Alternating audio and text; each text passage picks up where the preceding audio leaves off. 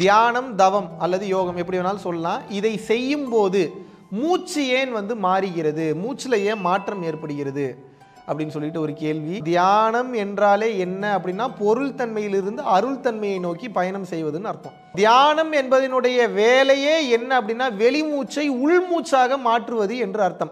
ஆங்காரம் உள்ளடக்கி ஐம்புலனை சுட்டெடுத்து தூங்காமல் தூங்கி சுகம் பெறுவது எக்காலம் பத்ரகிரியா சொல்ற மாதிரி ஏற்றி இறக்கி இருகால் புரித்து இடகலை பிங்களை, அந்த இடகலை பிங்களையை கடந்து பயணம் பண்ணக்கூடிய சுழுமுனை, இதில் காற்றை செலுத்தி பயணம் செய்ய வேண்டும். ஏற்றி இறக்கி இருகால் புரித்து காற்றை பிடிக்கும் கணக்கறிவாரில்லை, காற்றை பிடிக்கும் கணக்கறிவாளருக்கு கூற்றை உதைக்கும் குறியதுவாமே. எவனையே எட்டி உதைக்கக்கூடிய அந்த ஆற்றல் என்பது வந்துவிடும். உனக்கு வயதாகாது, நரை திரை மூப்பு என்பது வராது. பட் அது அதுக்கு போகக்கூடிய அந்த பாதை என்பது இந்த யோக பாதை. அப்ப தியானம் செய்யும் போது என்ன நடக்குது அப்படின்னு கேட்டீங்கன்னா, எந்த வகையான தியானம் செய்தாலும் சரி, எந்த வகையான பயிற்சி செய்தாலும் சரி, மனதை நிறுத்த வேண்டும் என்ற அந்த நிலைக்கு நீங்கள் சென்று விட்டீர்கள் என்றாலே, அல்லது மனதை அதன் போக்கில் செயல்பட விட வேண்டும், நீரோடை நிலையில் இயங்க வேண்டும் அப்படின்ற தன்மைக்கு போயிட்டீங்கன்னாவே இம்மிடியேட்டா பிரீத் சேஞ்ச் ஆகும். இம்மிடியேட்டா சுவாசம் என்பது மாறத்தான் செய்யும்.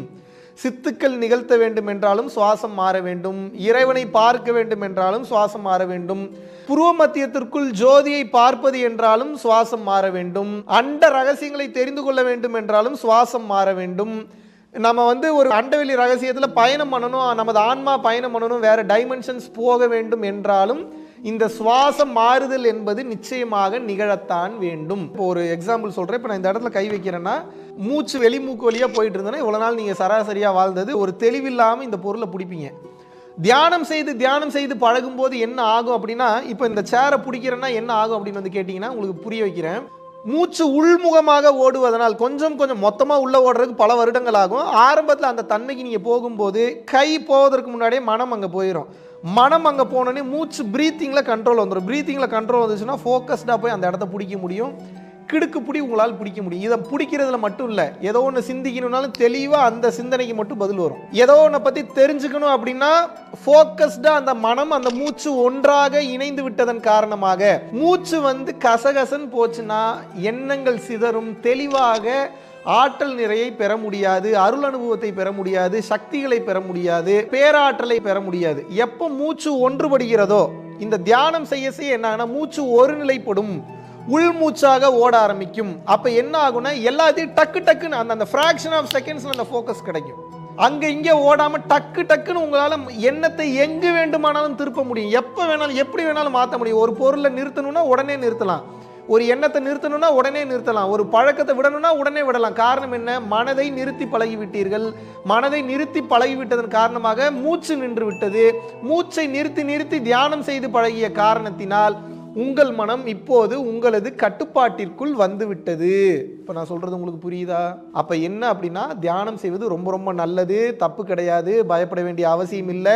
மூச்சு நிறுத்தி பழகக்கூடிய பயிற்சி தான் சமாதி நிலைக்கு உண்டான பயிற்சி. சமாதி நிலைனா செத்து போறதில்லை. சமம் கூட்டல் ஆதி இஸ் ஈக்குவல் டு சமாதி. சித்தர்கள் இதை பல்வேறு வகையான சமாதிகளாக குறிப்பிடுகிறார்கள். மகா சமாதி, ஜீவ சமாதி, விகற்ப சமாதி, நிர்விகற்ப சமாதி, அருட்பெருஞ்சோதி நிலை வரைக்கும் சொல்றாங்க. அப்புறம் ஜல சமாதின்னு கூட இன்னொரு சமாதி இருக்கு. ஏகப்பட்ட சமாதி நிலைகள் சொல்கிறார்கள். ஸோ மனிதன் என்பவன் வாழும் போதே ஃபோக்கஸ்டா, தெளிவா, இறை அனுபவத்துடன், இறை அனுகிரகத்துடன் முழு சக்தியை உள்வாங்கி, இப்ப இந்த இடத்துல ஃபுல்லா சக்தி இருக்கு, பட் ஏன் உள்ள இறங்க மாட்டீங்கன்னா மனம் இஷ்டத்துக்கு ஓடுது. மூச்சு நின்றுச்சுன்னா மனம் நின்றோம், மனம் நின்றுச்சுன்னா எனர்ஜி உள்ள இறங்கிரும், உள்ள இறங்குச்சுன்னா நீங்களே ஒரு சக்தி பெற்ற ஒரு நடமாடும் சித்தராக மாறிவிடுவீர்கள். இதுக்கு தான் தியானம் பண்ணுங்கன்றது. இது உடனே ரிசல்ட் கிடைக்கலனாலும் டியூ கோர்ஸ் ஆஃப் டைம், சில பல வருடங்கள் கழித்து அந்த நிலைக்கு நீங்க போவீங்க. அதற்குண்டான ஆரம்ப கட்ட பயிற்சியாக இந்த தியானம் இருக்கிறது. ஆரம்பத்தில் தியானம் செய்பவர்களுக்கு நிச்சயமாக மனம் நிற்காது. இங்க கவனிக்கணும்னாலும் முடியாது, மூச்சை கவனிக்கணும்னாலும் முடியாது, கடுப்பா இருக்கும், எந்திரிக்கணும். காரணம் என்னன்னா உங்க மனசு வெளி உலகத்தை பார்த்து வெளி உலகத்தில் என்ஜாய் பண்ணணும்னே ஓடி பழகிடுச்சு. டக்குன்னு கண்ணை மூடி அதை நிறுத்தணும்னு நினைச்சீங்கன்னா எப்படி நிற்காது. அப்போ கொஞ்சமாக சித்திரமும் கைப்பழக்கம் செந்தமுள்ளும் நாப்பழக்கம் வைத்ததொரு கல்வி மனப்பழக்கம்ன்ற மாதிரி தொடர்ச்சியான முறையில் எப்போது நீங்கள் இந்த மனதை நிறுத்தி பழகிறீர்களோ அப்போது மூச்சும் தானாக நிற்கும். மூச்சும் மனமும் ஒன்றாக நிற்கும் போது தியானம் சித்தியாகும். அருளுலக அனுபவங்களை பெறுவீங்க. நம்ம ஒரு மெஜிஷியன் பண்ணாத மாபெரும் சித்துக்களை உங்களால் பண்ண முடியும். ஏன்னா மூச்சை நிறுத்துறதுல தான் மொத்த சித்துமே இருக்கு. அந்த மூச்சை நிறுத்தி பழகிட்டீங்கன்னா மூச்சை கட்டி பழகிட்டீங்கன்னா, மூச்சை கட்டுறதுனா கஷ்டப்பட்டு கட்டுறது இல்லை, அது ஆபத்து. சரியான முறையில் உபதேசம் வாங்கி பரம்பொருள் யோகமோ இல்லை வேறு யோக பயிற்சியோ நீங்கள் செய்து கொண்டே வரும்போது உடனே மூச்சை நிறுத்தக்கூடிய வல்லமை பெற்று விடுவீர்கள்.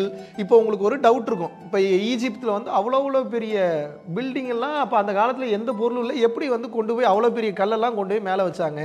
ராஜராஜ சோழன் இப்பேற்பட்ட குடைவரை கோயில்களை வந்து கட்டினார், பெரிய பெரிய கோயில்கள்லாம் கட்டினார், அதெல்லாம் எப்படி செஞ்சாங்க? அதெல்லாம் யோசிக்கவே முடியாது. இந்த அறிவில் யோசிச்சிங்கன்னா முடியாது.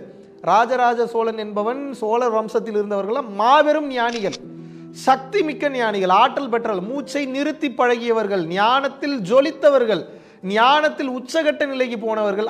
அவர்களது மக்களுக்கு இந்த ஞானத்தை அந்த குருகுலத்தின் வாயிலாக அவர்கள் சொல்லிக் கொடுத்தார்கள்.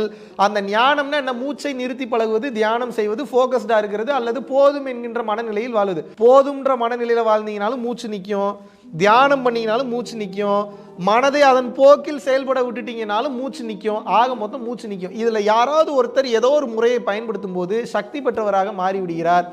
அப்போ ஒரு டன் கல்லை கூட மூச்சை நிறுத்தி பழகியவன் கண்ணால் பார்த்தே தூக்க முடியும், வெறும் கைகளால் தூக்க முடியும். இப்படி செய்து காட்டியவர்கள் உண்டு. இப்படித்தான் ராஜராஜ சோழன் காலத்தில், சோழர்கள் காலத்தில் வந்து இருந்தவர்கள் பூரா பேருமே ஞானியர்கள் தான், அப்பேற்பட்ட ஆற்றல் மிக்கவர்கள். அதுவும் அந்த அரசவையில் இருக்கக்கூடிய மந்திரி, அந்த அரசவையில் இருக்கக்கூடிய மற்ற அமைச்சர்கள், புலவர்கள்லாம் வந்து பார்த்தீங்கன்னா நினைத்து பார்க்க முடியாத மாபெரும் ஞானத்தில் திகழ்ந்தவர்கள்.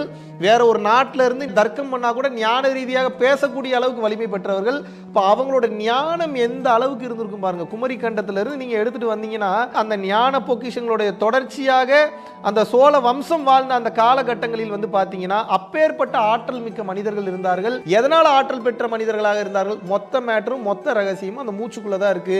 மூச்சை நிறுத்தி பழகியதன் காரணமாக, தவம் செய்ததன் காரணமாக, தியானம் செய்து பழகியதன் காரணமாக இப்ப இருக்கக்கூடிய மனிதர்களால் பிரமிக்கத்தக்க வகையில் பார்க்கக்கூடிய விஷயத்தெல்லாம் அப்படின்றதுக்குள்ள சொடக்கு போடுறதுக்குள்ள பார்க்கும் பார்வையில் ஒரு டச்சில் அப்படி அழகா தூக்கி பல்வேறு விதமான விஷயங்களை வந்து செய்தார்கள். அவருடைய சித்துக்களை பற்றி சொல்ல வேண்டும் என்றால் வார்த்தைகளே இல்லை. அந்த காலத்தில் இருந்த சோழர்கள்லாம் அப்பேற்பட்ட சித்துக்கள் பெற்றவர்கள். ஒரு மிகப்பெரிய பட்டுப்புடவையை வந்து ஒரு 10 அடுக்கு பட்டுப்புடவையை கொடுக்குறீங்கன்னா அந்த 10 அடுக்கு பட்டுப்புடவையா அப்படின்னாங்கன்னா ஒரு சின்ன தீப்பெட்டிக்குள்ளே போட்டு உங்களுக்கு கொடுத்துருவாங்க, வச்சுக்க பத்திரமா. அப்புறம் மறுபடியும் தீப்பெட்டியுள்ள இருந்து நீங்கள் வெளியே எடுத்தீங்கன்னா 10 அடுக்கு பட்டுப்புடவை வரும். இதை நினச்சி பார்க்க முடியுதா உங்களால்? சும்மா ஒரு சின்ன மேட்டர் இதை நான் சொல்றது. இந்த மாதிரி மூச்சை நிறுத்தி அட்டமா சித்துக்கள் செய்தார்கள். அட்டமா சித்துனா என்ன?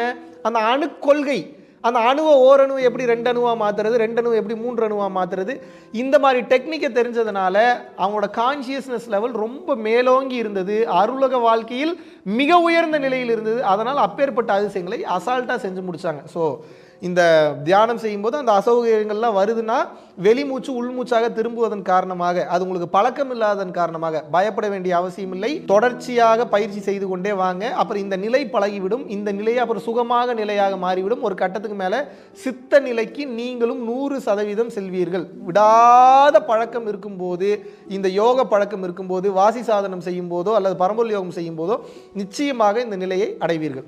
நன்றி.